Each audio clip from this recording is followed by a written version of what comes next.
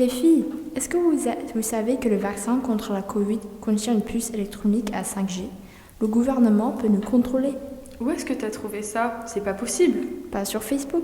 J'ai rejoint un groupe qui publie des informations et des explications sur ça tous les jours. Mais comment ça? Dans un groupe que j'ai rejoint, ils ont dit que le gouvernement nous oblige de nous faire vacciner car il veut insérer une puce afin de nous surveiller, de savoir notre géolocalisation, etc. Et comment peuvent-ils insérer une puce dans ta peau? Alors, en même temps qu'ils font une injection au patient, il y a également une puce dans la seringue qui sera mise dans sa peau.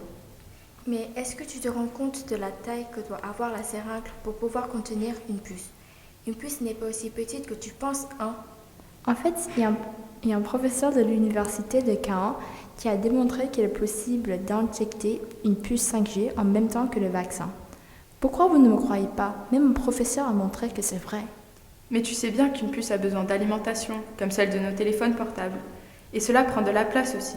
Elle a besoin d'une batterie, donc il y a besoin de beaucoup de place pour stocker de l'énergie électrique. Oui, mais avec son calcul, il a prouvé qu'on peut bien faire entrer une puce suffisamment pour permettre de traiter des signaux 5G.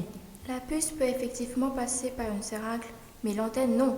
Je ne pense pas que tu aies lu tout l'article, parce que dans le même article où il a dit que c'est possible de passer une puce, il a dit que son antenne ne le peut pas. Et sans antenne, il n'y a pas de transmission d'informations. Oh, c'est vrai, je n'ai pas lu tout l'article. Mais il y a beaucoup de gens qui y croient, il n'y a pas que moi. Regardez, Kim Glow prévient ses abonnés que les puces en nanoparticules vont être injectées avec le vaccin contre la Covid pour contrôler tout. Elle leur a déconseillé de se faire vacciner. Cela est impossible. Comment peuvent-ils croire à ça sans même vérifier les sources? Qui c'est Kim Glow? Elle est chanteuse et personnalité sur des réseaux sociaux comme Instagram et TikTok. Ah, donc elle n'est pas du tout quelqu'un de qualifié pour parler de ce sujet et pour conseiller à ses abonnés de ne pas se faire vacciner. Alors, comment puis-je choisir des vraies informations? Vérifie les sources sur lesquelles tu obtiens des informations. Cette personne est-elle crédible? Est-elle suffisamment éduquée pour en parler? D'ailleurs, vérifie les sites aussi.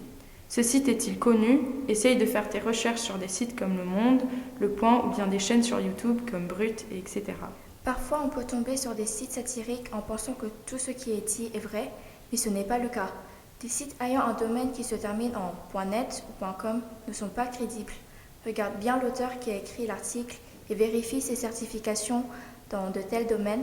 N'oublie pas de lire tout l'article pour ne pas prendre quelque chose hors de son contexte actuel. Sinon, tu peux utiliser des codex pour vérifier les fausses informations ou fake news.